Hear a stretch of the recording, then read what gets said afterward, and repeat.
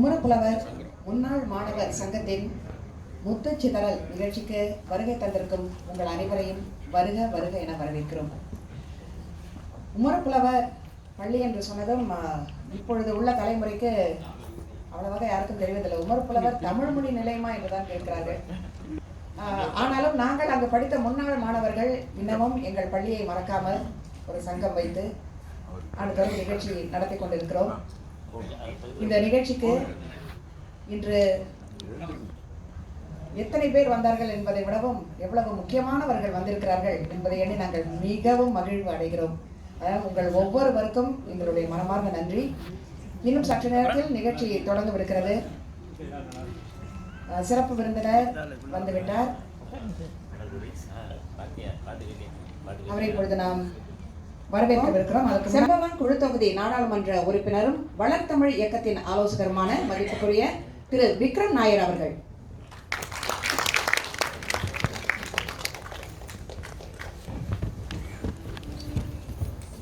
இந்த சனிக்கிழமையில் ஒரு மாலை வேளையில் ஒரு நல்ல தமிழ் நிகழ்ச்சிக்கு வருகை தந்து வந்திருக்கும் அனைவரிடமும் கலகலப்பாக பேசி இந்த நிகழ்ச்சிக்கு சிறப்பு சேர்க்க வந்திருக்கும் நமது சிறப்பு விருந்தினருக்கு அனைவரின் சார்பிலும் நமது நன்றி.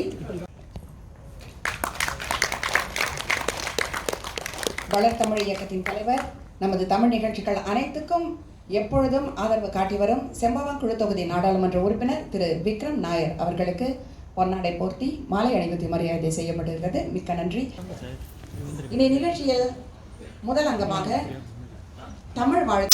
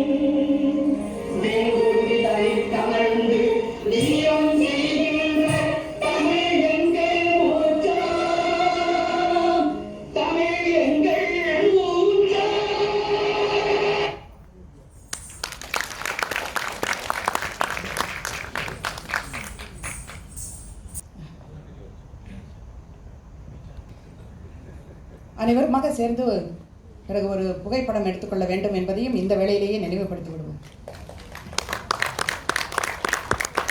திரு பாரதி கிருஷ்ணகுமார் அவருக்கு சொர்க்கோ என்று ஒரு பட்டம் இருப்பது பலருக்கும் தெரியும்.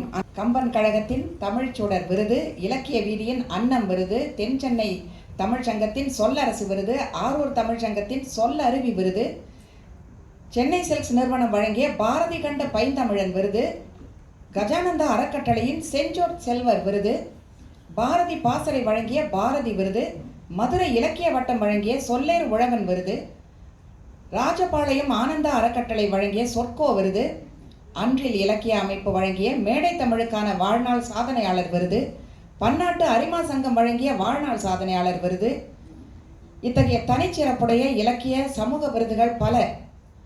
ராமையாவின் குடிசை, எனக்கு இல்லையா கல்வி, உண்மையின் போர்க்குரல், வாச்சாத்தி உள்ளிட்ட 8 ஆவண படங்களை தயாரித்து இயக்கியவர். அந்த படங்களுக்காக 2005, 7, 9, 12 ஆகிய ஆண்டுகளில் மாநில அளவில் முதல் பரிசும் விருதுகளும் பெற்றவர். த ரூட்ஸ் என்னும் தனது நிறுவனத்தின் மூலம் பல்வேறு வணிக நிறுவனங்களின் மேலாளர்கள், பணியாளர்கள் மற்றும் பெரும்பான்மையான கல்வி நிறுவனங்களின் ஆசிரியர்கள் மற்றும் மாணவர்களுக்கு புத்தாக்க பயிற்சி அளிப்பதில் தனித்திறன் மிக்கவர். என்று தனியும் என்ற முழுநீள திரைப்படத்தின் கதை உரையாடலை எழுதி இயக்கியவர். அண்மையில் வெளியான 2000 ரூபாய் எனும் முழுநீள திரைப்படத்தில் முதன்மை கதாபாத்திரத்தில் நடித்தவர். 40 ஆண்டு காலமாக தொடர்ந்து உலகின் பல நாடுகளிலும், இந்தியாவின் பல நகரங்களிலும், தமிழகத்தில் அனைத்து இடங்களிலும் மேடை இலக்கியத்திற்கு பங்களித்தவர். அவரது இயற்பெயர் பா. கிருஷ்ணகுமார் என்பதுதான். ஆனால் பாரதி இயலில் போற்றுதலுக்குரிய பாரதி அறிஞர் என்பதால் காலஞ்சென்ற முந்தைய மகா சன்னிதானம் தவத்திரு குன்றக்குடி அடிகளார் அவர்களால் பாரதி கிருஷ்ணகுமார் என்று அழைக்கப்பட்டவர். இப்பொழுது அதுவே நிலைத்த பெயராக விளங்குகின்றது. அண்மையில் 2021ஆம் ஆண்டிற்கான மகாகவி பாரதியார் விருதினை தமிழக அரசு அவருக்கு வழங்கி சிறப்பித்துள்ளது. கவி சக்கரவர்த்தியின் பணிவு எனும் புத்தகம் 2021ஆம் ஆண்டின் சிறந்த புத்தகமாக சென்னை கம்பன் கழகத்தால் தேர்வு செய்யப்பட்டு அமரர் பேராசிரியர் ஆசா ஞானசம்பந்தன் நினைவு பரிசினை வென்றுள்ளது. இத்தகைய சிறப்புக்குரிய பேச்சாளர் நமது நிகழ்ச்சியில் சிறப்புரையாற்ற வந்திருப்பது நமக்கு பெருமை. இனி எழுத்தென்ப எனும் தலைப்பில் சிறப்புரையாற்ற சொர்க்கோ பாரதி கிருஷ்ணகுமார் அவர்களை அழைக்கிறோம்.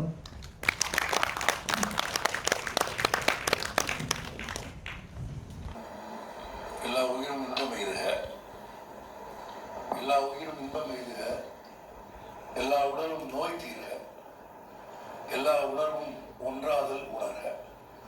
நிறைந்த அவைக்கு தனி தாழ்ந்த பணிவான வணக்கம்.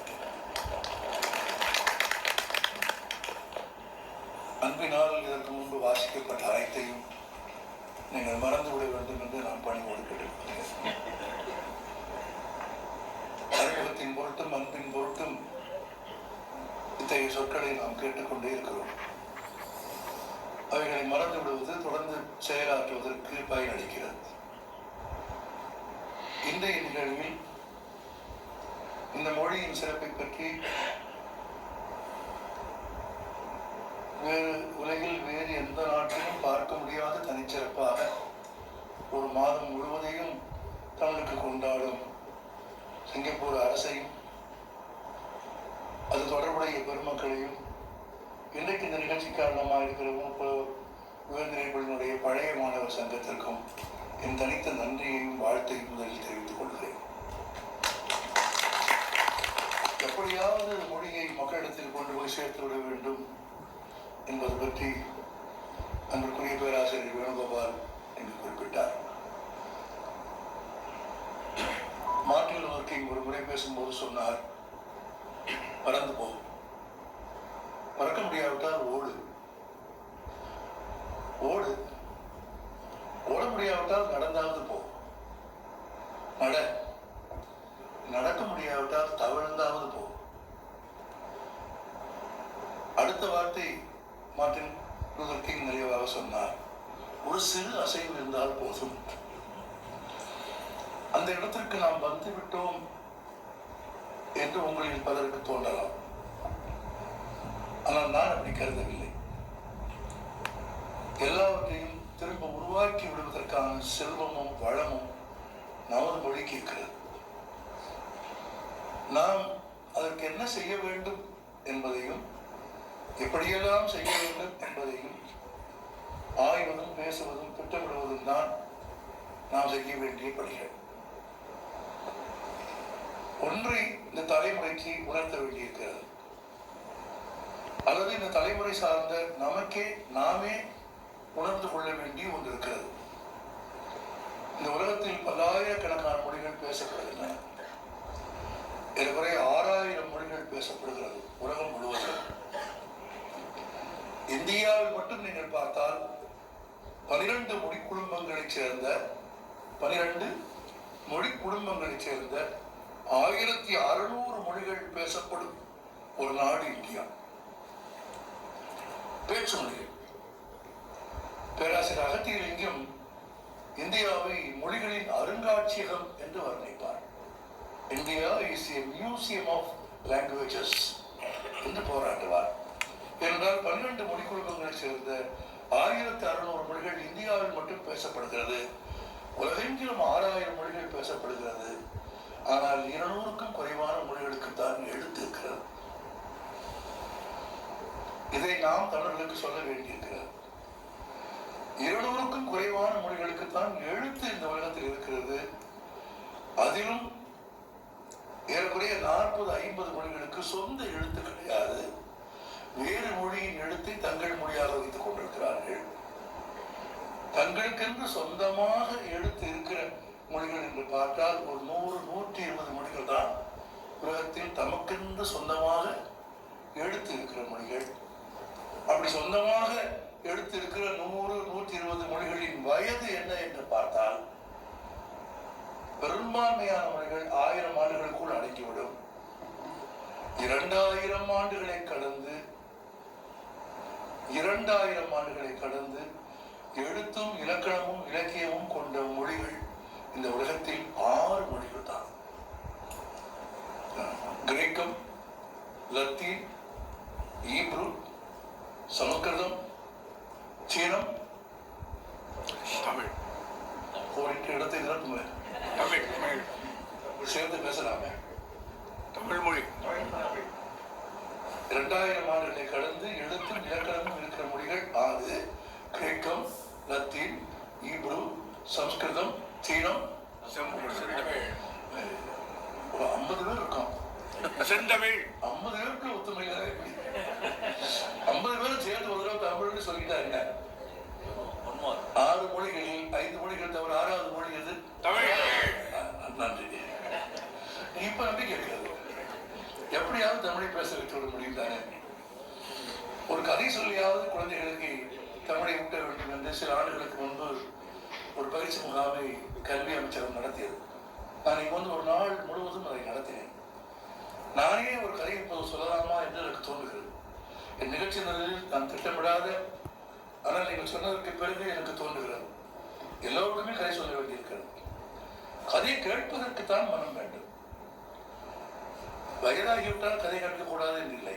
குழந்தை மனதில் இருந்தால் எந்த வயதிலும் கதை கேட்கலாம். கதை சொன்னால் கேட்பீர்களோ? கேட்பீர்களோ? சரி, கதையில் கூட ஏதாவது கேள்வி கேட்டால் பதில் சொல்வீர்களா? சொல்லலாம். அப்படிதான் கதை கேட்க முடியும். ஆமா. ஒரு காட்டில் ஒரு காகமும் ஒரு கிளியும் ஒரு மரத்தில் ஒரு சேர வாழ்ந்தவங்க. இருவரும் நண்பர்கள். இருவரும் நண்பர்களாக இருந்த போதிலும் கிழிக்கு எப்போது பார்த்தாலும் காகத்தை கேலி செய்வதுதான் வழக்கம். சில நண்பர்கள் அப்படி இருப்பார்கள். ஆமாவா இல்லையா? கிளி அப்படித்தான். எப்போது காகத்தை பார்த்தாலும் சொல்லும், என்ன கருப்பா இருப்பதை பற்றி நான் பார்த்திருக்கிறேன், ஆனால் இவ்வளவு கருப்பாக இருக்கு நான் பார்த்ததே இல்லை. அப்படி தொட்டு மகிழ்ந்து கொள்ளலாம் போல கருப்பாக இருக்கிறாயே, நீ ஏன் இவ்வளவு கருப்பாக இருக்கிறாய் என்று கேட்டபோது காகம் சொன்னது, நான் என்ன செய்யட்டும், எங்க அப்பா அப்படி, எங்க அப்பா அப்படி, என் மூதாதையர்கள் அப்படி, எங்கள் பரம்பரையே குலமே அப்படித்தான் என்று காகம் பதில் சொன்னார். இப்ப கிளி 2வது முறையாக சொன்னது, சரி கருப்பாக இருப்பதை பற்றி கூட ஒன்றும் இல்லை, இந்த குரலாவது இனிமையாக இருந்திருக்க கூடாதா? என் குரலுக்கும் உன் குரலுக்கும் இவ்வளவு வேறுபாடு பார். உன் குரல் எப்படி இருக்கிறது? தகவல் தார் ரோட்டில் போட்டு எடுத்தது மாதிரி இருக்கிறது. கரகர என்று ஒரு இனிமையும் இல்லாமல் இப்படி ஒரு குரலோடு நீ இருக்கலாம். காகம் சொன்னது, நான் என்ன செய்கிறேன், இது என் குரலா, என் மூதாதைகளின் குரல், எங்கள் வம்சத்தின் குரல், என் தாயின் குரல், என் தகப்பனின் குரல்.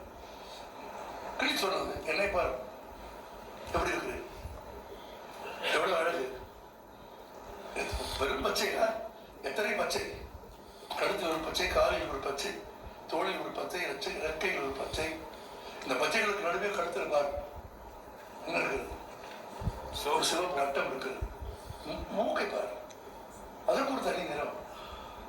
சரி, அதே மாதிரி குரல் எப்படி இருக்கிறது பார்த்தாயா, எவ்வளவு இனிமையாக இருக்கிறது பார்த்தாயா. நான் பார்ப்பதற்கு அழகாக இருக்கிறேன், குரலும் இனிமையாக இருக்கிறது.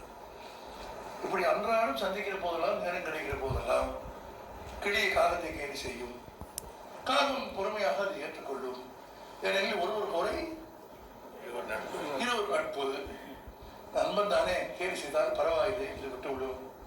கிளிக்கு நேரம் கிடைக்கிற போதெல்லாம் பொழுதுபோக்கே காகத்தை கேலி செய்வதுதான். நாட்கள் இப்படி நடந்து கொண்டே போயிருந்தது. ஒரு நாள் அந்த காட்டுக்கு ஒரு வேடன் வந்தான். ஒரு பறவையை பிடித்துக் கொண்டு போக விரும்பினான். எந்த பறவையை பிடித்திருப்பான்? சொல்லுங்க. கிளியை. காகத்தை பிடிக்க ஒருபோதும் வேடன் விரும்பி இருக்க மாட்டான். விரும்பினாலும் காகத்தை பிடிக்க முடியாது. ஏனெனில் காக்கை நோக்கறியும். நீங்கள் பார்க்கிற போதே எதற்காக பார்க்கிறது என்று காகத்திற்கு தெரிந்துவிடும். கிளிக்கு தெரியாது. கிளியை வேடன் பிடித்துக் கொண்டு போனான். பிடித்துக் கொண்டு போன வேடன் என்ன செய்தான்? அதே ஒரு சோதரனுக்கு விட்டான். சோதரன் கிளி நாக்கை பிடித்து இழுத்து அதில் பூண்டை வைத்து தேய்த்து, கிளி நாக்கை பிடித்து இழுத்து அதில் பூண்டை வைத்து தேய்த்து வணக்கம் என்று பேச கற்றுக் கொடுத்தான். கூண்டில் அகப்பட்டு சிறகுகளை இழந்து பறக்க மறந்த கிளி எப்போதெல்லாம் சோதரன் கூப்பிடுகிறானோ அப்போதெல்லாம் கூண்டை விட்டு வெளியே வந்து தன் எதிர்காலத்தை தெரிந்து கொள்வதற்காக வந்திருக்கிற ஒரு இடத்தில் அது ஒரு சுவாரஸ்யம் பாருங்க. ரோட்ல குழப்பம் நடத்திக்கிட்டு இருக்கான். அவனே பெருங்கஷ்டத்துல இருக்கான். அவன்கிட்ட ஒரு கிளி வாழ்க்கை இழந்து அடிமையா இருக்கு. அதுகிட்ட போய் தன் எதிர்காலம் எப்படி இருக்குன்னு கேட்கறது போல இருக்கான் பாருங்க. நிறைய முரண்தான். ஆமா, நம்மால் பள்ளி சத்தம் போட்டா பஞ்சாங்கம் போடலாம் பார்த்துருக்கீங்கல்ல. உண்மையிலே பள்ளி குடும்ப நடத்துறதுக்காகத்தான் அப்படி செய்யுது. ஆண் பள்ளி தான் தாடையை அசைத்து ஒலி எழுப்பும் வல்லமை உடையது. தாடை அசைத்து ஒலி எழுப்பும் வல்லமை பெண் பள்ளிக்கு கிடையாது, ஆண் பள்ளிக்கு தான் உண்டு. ஆண் பள்ளி தாடை அசைத்து ஒலி எழுப்புவது பெண் பள்ளியை அழைப்பதற்காக. அது குடும்பம் நடத்துறதுக்காக சத்தம் போட்டா நம்ம அதை பார்த்து குடும்பம் நடத்தலாம் பாருங்க.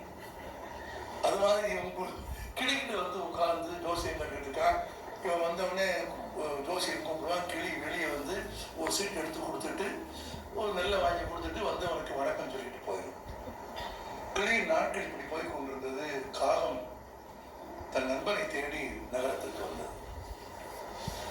பல நாட்கள் தேடுதலுக்கு பிறகு ஒரு நாள் காகம் கிளி கண்டுபிடித்தது. எங்கே பார்த்தது? ஒரு கூண்டி. அதுவும் சோதரனின் கைப்பிடிக்கும். காகத்தால் ஒரு கிளியை காப்பாற்ற முடியாது. ஆனால் காகம் அதை கண்டு கொண்டது. அது நிலைமைக்காக வருத்தியது, அதனோடு பேசியது.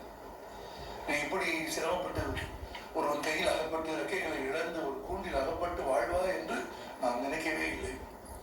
என்னதான் சொன்னாலும் என்னை கேள்வி செய்வதற்கு ஒரு ஆள் இல்லாமல் போய்விட்டது. எனக்கு எந்த பகை உணர்ச்சியும் உன்னிடத்தில் இல்லை. உன்னை இழந்து நான் தவிக்கிறேன். நீ என்னை எத்தனை முறை கேள்வி செய்திருந்தாலும் என்னை கேள்வி செய்வதற்கு ஒரு நண்பன் இல்லை என்ற துயரத்தில் நான் உன்னை தேடி வந்தேன். இப்போது நீ இருக்கிற நிலையை பார்த்து உன்னை எப்படி மீட்கிறது என்று தெரியாமல் நான் தவிக்கிறேன். கிளியும் காகமும் பேசிக் கொண்டிருந்த போதே மதிய உணவு நேரம் வந்துவிட்டது. சோதரனின் மனைவி சோதரனுக்கு உணவு கொண்டு வந்தாள். அவன் சாப்பிட போவதற்கு முன்னால் சோதரனின் மனைவி சொன்னால், அவசரப்பட்டு சாப்பிடாதே, கொஞ்சம் பொறு என்று கொண்டு வந்த உணவில் கொஞ்சம் எடுத்து பக்கத்தில் இருந்த ஒரு சுவற்றின் மீது காகத்திற்கு வைத்து விட்டு என்ன செய்வார்?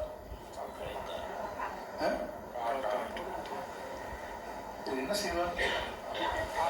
இது இருக்குமா எப்ப குறையும்னு கேட்கிறேன். சாப்பாடு காக்காய்க்கு வச்சா என்ன சொல்லுவோம்னு சொல்ல மாட்டீங்களா? அடே அப்பா, அது இங்க சொல்றது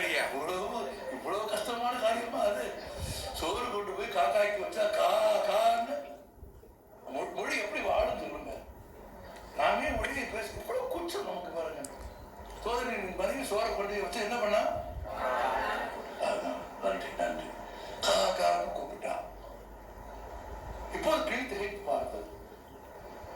காகம் சொன்னது, வேறுபாட்டை இப்போது புரிந்து கொள்.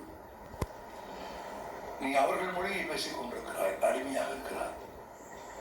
நான் சுதந்திரமாக இருக்கிறேன், என் மொழியை அவர்கள் பேசுகிறார்கள்.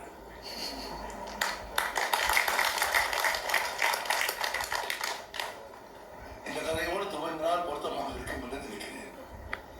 நாம் சுதந்திரமாக இருக்கிற வரையில், நாம் சுதந்திர பசுகளாக இருந்தால் நம் மொழியை பிறர் பேசுவார்கள், நம் மொழியை நாம் பேசுவோம். தாய்மொழியை கற்றுக்கொண்டால் நீங்கள் சுதந்திரமாக இருப்பீர்கள். மகாகவி ரசூல் கம்சதேவ் சொன்னார், நான் இறந்து கொண்டிருந்தேன், யாரோ என் தாய்மொழியை பேசினார்கள், உயிர் பிழைத்துக் கொண்டேன் என்று நான் படித்திருக்கிறேன். எனக்கு தெரியும், இந்தியாவிலும் சரி இன்றும் சரி, தமிழை யாராலும் அழிக்க முடியாது, தமிழர்களை தவிர. ஒருவேளை அதற்கு கேடு வந்தால் தமிழர்களால் தான் வரும். தமிழர்கள் தான் பிழை இல்லாமல் தமிழை பேசவும் எழுதவும் படிக்கவும் தவறுகிறார்கள். நான் உங்களுக்கு சொல்லித் தருகிறேன், அழகாக பிழை இல்லாமல் எழுதினால் விரல்களுக்கு அழகு வந்துவிடும், அழகாக பிழை இல்லாமல் பேசினால் நாவுக்கும் முகத்திற்கும் அழகு வந்துவிடும். அப்படி ஒரு சிறப்பு தாய்மொழிக்கு உண்டு. நான் துவக்கத்தில் சொன்ன இடத்துக்கு வந்து விடுகிறேன். இந்த உலகத்தில் 2000 ஆண்டுகளை கடந்து வாழும் மொழிகள் என்று பார்த்தால் 6 மொழிகள் தான். எழுத்தும் இலக்கணமும் இலக்கியமும் கொண்டது 6 மொழிகள் தான். அந்த 6 மொழிகளில் கிரேக்கம், லத்தீன், ஈப்ரு, சமஸ்கிருதம், சீனம், தமிழ் என நாம் சொன்ன 6 மொழிகளில் 4 மொழிகளை இன்றைக்கு எவரும் பேசுவதில்லை. கிரேக்கம் யாராலும் பேசப்படுவதில்லை. ஷேக்ஸ்பியரின் நாடகத்தில் ஒரு காட்சி இருக்கும். ஒரு கதாபாத்திரம் ஆங்கிலத்தில் உரையாடும். 2 கதாபாத்திரங்கள் ஆங்கிலத்தில் பேசிக்கொள்வார்கள்.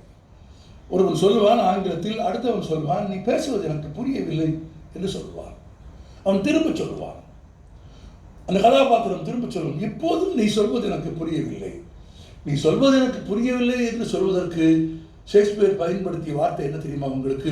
What you speak is Greek to me என்று அவனை சொல்ல வைத்தார். நீ என்ன பேசுகிறாயோ அது கிரேக்கமாக இருக்கிறது என்றால் விளங்காத மொழியை பேசுகிறாய் என்று. மனிதர்கள் பேச முடியாத மொழிகளாக கிரேக்கம் வழக்கொழிந்து போய்விட்டது. லத்தீன் பேசப்படுவதில்லை, ஈப்ரு பேசப்படுவதில்லை, சமஸ்கிருதம் மனிதர்களால் பேசப்படுவது இல்லை. அது ஆலயங்களில் அர்ச்சனை மொழியாக, பக்தி மொழியாக, கருவறைக்குள்ளே தான் இருக்கிறதே தவிர பொது வாழ்க்கையில், வாழ்வின் பொது இடங்களில் பொது மொழியாக, பேச்சு மொழியாக சமஸ்கிருதம் இல்லை. 2000 ஆண்டுகளை கடந்தும் இலக்கணமும் இலக்கியமும் கொண்டு இன்னும் பேசப்படும் மொழிகள் உலகத்தில் 2 தான் இருக்கிறது. ஒன்று சீனம், இன்னொன்று தமிழ். இந்த 2000 என்பது கூட 4 ஆண்டுகளுக்கு முன்பு வரைதான். நாங்கள் எல்லோரும் சொல்லிக் கொண்டிருந்தோம் 2000 ஆண்டுகள் பழமையான, 2000 ஆண்டுகள் பழமையான.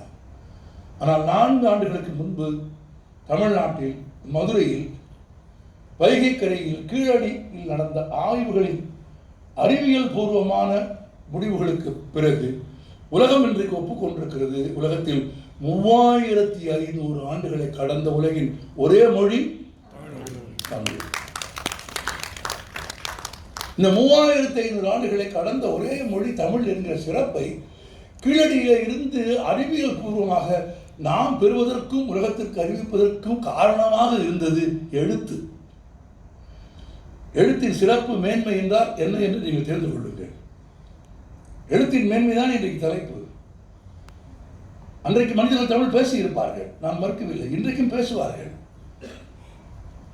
ஆனால் பேச்சு தமிழ் அல்ல, ஆய்வுக்கு அடிப்படை, ஆய்வுகளுக்கான ஆதாரங்களுக்கான அடிப்படை எழுத்து தான். எழுத்தை மையமாக வைத்து, அதுவும் எழுதப்பட்ட பொருளின் வயதை அறிவியல் பூர்வமாக கரியமல பரிசோதனை செய்வதற்கு பிறகு அந்த சுட்ட மண் பாத்திரத்தின் வயது 3500 என்று அறிவியல் ஒப்புக்கொண்ட போதுதான் அதில் எழுதப்பட்ட எழுத்து, திரும்பவும் சொல்கிறேன், தமிழி. ஆம், தமிழ் 3500 ஆண்டுகளுக்கு முன்பு எழுதப்பட்ட மொழி என்பதை இன்றைக்கு உலகத்திற்கு அறிவிக்கும் பெருமைக்கு காரணமாக இருந்தது தமிழ் எழுத்து. எழுத்துதான் ஆவணம், எழுத்துதான் ஆதாரம், எழுத்துதான் முதன்மை ஆதாரம். அதை நினைவிலே வைத்துக் கொள்ள வேண்டும். திருக்குறள் 2000 ஆண்டுகள் என்று சொல்கிறோம் என்றால் 2000 ஆண்டுகள் என்று சொல்லுகிற காலத்தில் 2000 ஆண்டுகளையும் கடந்து திருக்குறள் நிற்கிறது என்றால் அதை மனனம் செய்து ஓதுபவர்களால் மட்டும் அது நின்றுடுவதில்லை. அது எழுத்தாக ஒருவர் எழுதி வைத்து விட்டு போனான். எழுத்து கிடைத்த பிறகு மனிதன் என்னவெல்லாம் செய்தான் என்று யோசித்து பாருங்கள். உலக வரலாற்றிலேயே நான் உங்களுக்கு சொல்கிறேன், மொழியை போல ஒரு சிறந்த விஞ்ஞானம் எதுவும் கிடையாது. அது ஒரு ஆர்ட்ஸ் அண்ட் சயின்ஸ் என்று பிரிப்பார்கள் தமிழ்நாட்டில் எல்லாம். கலை அறிவியல், கலை அறிவியல் என்றால் கலை பகுதியிலே மொழி பாடத்தை கொண்டு வைப்பார்கள். உண்மையில் மொழி போல ஆகச்சிறந்த அறிவியல் கண்டுபிடிப்பு உலகத்தில் எதுவும் கிடையாது. ஆகச்சிறந்த அறிவியல் கண்டுபிடிப்பு என்று மொழியை ஏன் தெரியுமா சொல்கிறேன்? அதற்குத்தான் நம்பகத்தன்மை அதிகம். 3500 ஆண்டுகள் என்று உறுதி சொல்படுத்தி சொல்வதற்கான சர்டனிட்டி, ஆம் இது 3500 ஆண்டுகள் பழமையானது என்று சொல்வதற்கான நம்பகத்தன்மையை எழுத்தை தவிர வேறு எதனாலும் நீங்கள் கொண்டு வந்து வர முடியாது. எழுத்து மட்டும் இல்லை, எழுத்து அந்த வயதை மட்டும் சொல்லவில்லை, வாழ்க்கையை சொல்கிறது. கிறிஸ்து பிறப்பதற்கு 300 ஆண்டுகளுக்கு முன்பு புலிமான் கோம்பை என்கிற மதுரைக்கு பக்கத்தில் இருக்கிற ஒரு இடத்திலே இருந்து கிடைக்கிற இறந்தவர்களை புதைத்த கல்வெட்டுகள், 3 கல்வெட்டுகள், 3 புதைக்கப்பட்டிருக்கிறார்கள். 3 புதைக்கப்பட்ட இடத்திலே 3 நடுகள் 2004ஆம் ஆண்டு கண்டுபிடிக்கப்பட்டது. நான் இந்த செய்தியை பேராசிரியர், மொழியியல் அறிஞர், தொல்பொருள் ஆராய்ச்சியாளர் பேராசிரியர் சாந்தலிங்கம் அவர்களை மேற்கோள் காட்டி சொல்கிறேன். நான் ஏதோ விருப்பத்தில் பேசவில்லை, ஆதாரங்களின் அடிப்படையில், விஞ்ஞானத்தின் அடிப்படையில் பேசுகிறேன். புலிமான் கோம்பையில் கிடைத்த 3 கல்வெட்டுகளும் சாசனங்களும் தான் அதுவரையில்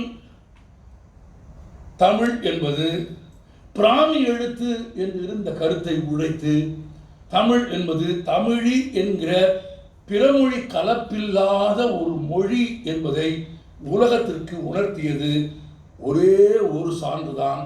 அது கல்லில் தமிழன் எழுதி வைத்த எழுத்தால் உலகத்திற்கு தெரிவிக்கப்பட்டது. எழுத்தை யாரும் மாற்றிவிட முடியாது. இன்னும் கூட நுட்பமாக உங்களுக்கு சொல்கிறேன், எளிதாக விளங்குமாறு சொல்கிறேன். எழுத்துக்கு நாக்கு கிடையாது, எனவே அது புரண்டு பேசாது. இன்னும் நல்லா புரிஞ்சு உங்களுக்கு, எழுத்துக்கு நாக்கு கிடையாது, எனவே அது புரண்டு பேசாது, மாற்றி பேசாது. அது என்ன பேசுகிறதோ அது அதுதான். அதனால தான் அதுக்கு நம்பகத்தன்மை அதிகம், அதற்கு ஆய்வுகள் அதிகம். 2000 ஆண்டுகளை கடந்து இன்றைக்கு நமக்கு இருக்கிற அவர் குறிப்பிட்ட அனைத்து நீதி நூல்களும் அற இலக்கியங்களும் திருக்குறளுக்கு ஒப்பானது இல்லை என்று சொல்லப்பட்டது அனைத்தையும் தமிழர்கள் எழுதி வைத்தார்கள். எழுத்து சும்மா வந்து விடவில்லை. மரப்பட்டையில் எழுதியிருக்கிறார்கள், கோரை புல்லில் எழுதியிருக்கிறார்கள், மண்ணில் எழுதியிருக்கிறார்கள், சுட்ட மண்ணில் எழுதியிருக்கிறார்கள், செம்பு, இரும்பு, தாமிரம் என்று உலோகப் பட்டைகளில் எழுதியிருக்கிறார்கள். தமிழ் எழுத்து 3500 ஆண்டுகளாக தொடர்ந்து பயணம் செய்து கொண்டே வந்து கொண்டிருக்கிறது என்பதை காட்டிலும் தமிழின் எழுத்துக்கு வேறு என்ன மேன்மை இருக்க முடியும் சொல்லுங்கள்? இதற்கு இணையாக உலகத்தில் வேறொரு மொழியை சொல்லுங்கள் நீங்கள். இல்லை. நாங்கள் இப்படி சொல்வதால், தமிழர்கள் இப்படி பேசுவதால் தமிழர்கள் பிற மொழிகளுக்கு எதிரானவர்கள் என்று எவரும் கருதிவிடக்கூடாது. நான் இந்த உலகத்தில் இருக்கிற எல்லா மொழிக்காரர்களுக்கும் சொல்ல விரும்புகிறேன், இந்த உலகத்திலேயே பிறமொழி பகைமை இல்லாதவர்கள் தமிழர்கள் தான். தமிழர்களைப் போல் பிற மொழிகளை நேசித்தவர்கள் எவரும் இல்லை. தமிழர்களைப் போல் பிற மொழிகளை கற்றவர்களும் எவரும் இல்லை. தமிழர்களைப் போல் தங்கள் மொழியை பிறருக்கு கற்றுக் கொடுத்தவர்களும் இல்லை. ஒரு வரியில் நான் தப்பிச்சு போயிருவேன். ஆதாரம் இருக்கு. யாமறிந்த மொழிகளிலே என்று பாடினார். இந்த பாட்டு தெரியாத தமிழானே கிடையாது. ஆனால் என்ன பொருள்? யாமறிந்த மொழிகளிலே என்றால் இதே பாரதியாருடைய கவிதை வரிய நம்ம தனித்தனியாக எதுன்னு சொன்னால் எத்தனை மொழின்னு சொல்லுங்க பார்ப்போம். யார் யாருக்கு எத்தனை மொழி? 1, 1.5, 2, 2.5 இவ்வளோதான் தேரும். ஆனால் ஏறக்குறைய 9 மொழிகளில் எழுதவும் பேசவும் படிக்கவும் கற்றிருந்த பாரதி 9 மொழிகளில் எழுதவும் பேசவும் படிக்கவும் கற்றிருந்ததற்கு பிறகு பாடினார் யாம் அறிந்த மொழிகளிலே. இதன் பொருளாவது யாது? ஒரு மொழி 3 தளங்களில் இயங்கியாக வேண்டும். 3 தளங்களில் ஒரு மொழி இயங்கியே ஆக வேண்டும். எது முதன்மையானது என்ற பேச்சுக்கு இடமே இல்லை. ஒரு மொழி எழுதப்பட வேண்டும், ஒரு மொழி பேசப்பட வேண்டும், ஒரு மொழி வாசிக்கப்பட வேண்டும். It should be, you must read, you must write, you must speak. இந்த 3 வடிவங்களிலும் ஒரு மொழி காப்பாற்றப்பட வேண்டும். இந்த 3 தளங்களிலும் பயணம் செய்வதன் வழியாக மட்டும்தான் ஒரு மொழியின் ஆயுளை, ஒரு மொழியின் மேன்மையை நீங்கள் காப்பாற்ற முடியும். தமிழ் எழுத்துக்களுக்கு என்ன வரலாறு என்று கேட்டால், இந்த 3500 ஆண்டு கால வரலாறு மட்டுமில்லை. இதற்கு பிந்திய காலத்தில் தமிழ் எழுத்துக்களுக்கு பல்வேறு படையெடுப்புகளின் காரணமாக, பிறமொழி கலப்பின் காரணமாக தமிழுக்கு எத்தனையோ ஆபத்து வந்திருக்கிறது. அவைகளையும் நீங்கள் மறந்துவிடக்கூடாது. நான் சொன்னது போல் எல்லாவற்றையும் கடந்து 3500 ஆண்டுகளுக்கு பிறகு தமிழ் நிலைத்திருக்கிறது என்றால், இந்த 3500 ஆண்டுகளில் கடல் கொண்டது போக, நதி கொண்டது போக, தீ கொண்டது போக, கரையான் தின்றது போக, மனிதர்களே தீ வைத்து அழித்தது போக, மனிதர்களே விருப்பமாக கொண்டு போய் ஆற்றில் கொண்டு போய் இட்டது போக, இட்டது, அழித்தது, எரித்தது அனைத்தும் போக மிஞ்சிய பெரும் செல்வம் நமக்கு இருக்கிறது. அந்த பெரும் செல்வம் எழுத்தாக இருப்பதாலே தான் இலக்கணமாக, இலக்கியமாக இருக்கிறது. இன்னும் சிறப்பு பாருங்கள், உலகத்திலேயே இலக்கணமே கவிதையில் எழுதப்பட்டிருக்கிற ஒரு மொழி எது? தமிழ் தான். கிராமர் போயட்ரி இருக்கு. தொல்காப்பியமே எழுத்து தான் ஆரம்பிக்குது. உலகில் எந்த மொழியின் இலக்கணமும் அந்த மொழியின் கவிதையாக வடிவில் இல்லை. உலகத்திலேயே இலக்கணமே கவிதை வடிவில் இருக்கிற ஒரே சிறப்புக்குரிய மொழி தமிழ். பிறமொழி சொற்களை கலந்து எழுதுவது என்பது இன்றைக்கு நடக்கிற விஷயம் அல்ல. பிறமொழி சொற்களின் பாதிப்பால் தமிழ் பாதிக்கப்படுகிறது என்பது இன்றைக்கு ஆங்கிலம் கலந்து பேசுவதாக சொல்கிறோமே. 200-300 ஆண்டுகளுக்கு முன்பு வடமொழி கலந்து பேசினார்கள். அதானே அன்றைக்கு இருந்த தமிழ் மொழி நடைக்கு என்ன பெயர்? மணிப்பிரவாள நடை. மணிப்பிரவாள நடை என்பது என்ன? பெரும்பகுதி வட சொற்களை கொண்டு தமிழை எழுதும் முறை.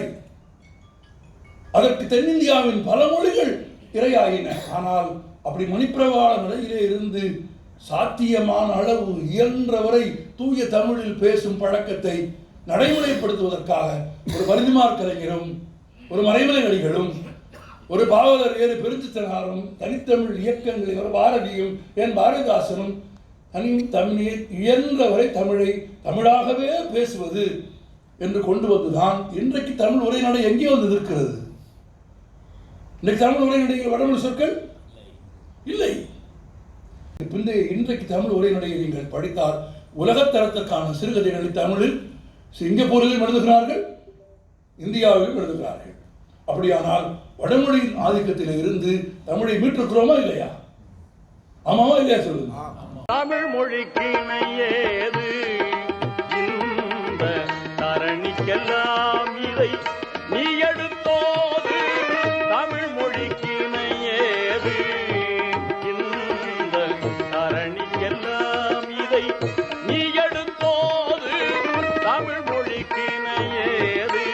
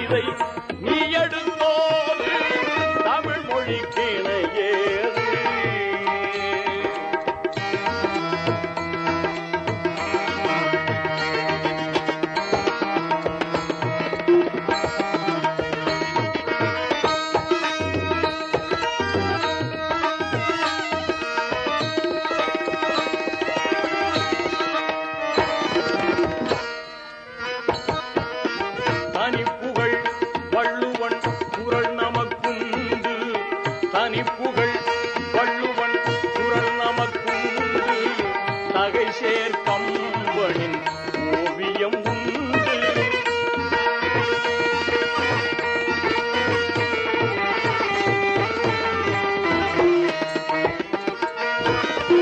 தனிப்புகழ் வள்ளுவன் குறள் நமக்குண்டு. தகைசேர் கம்பனின் ஓவியம் உண்டு.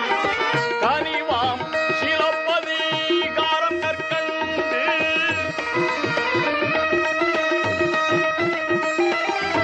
கனிவாம் சிலப்பதிகாரம் கற்கண்டு. காவியமாம் சீரா உமர் செய்த தொண்டு. காவியமாம் சீரா உமர் செய்த தொண்டு. தமிழ் மொழிக்கிணை ஏது இந்த தரணிக்கெல்லாம் இதை நீ எடுத்தோது. தமிழ் மொழிக்கிணை ஏது.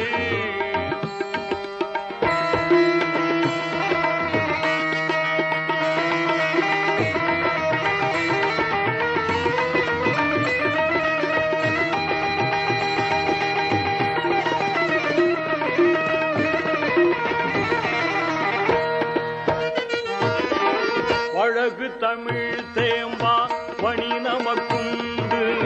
பழகு தமிழ் தேம்பா பணி நமக்குண்டு. பாமணி மேகலை சமணர்கள் தொண்டு.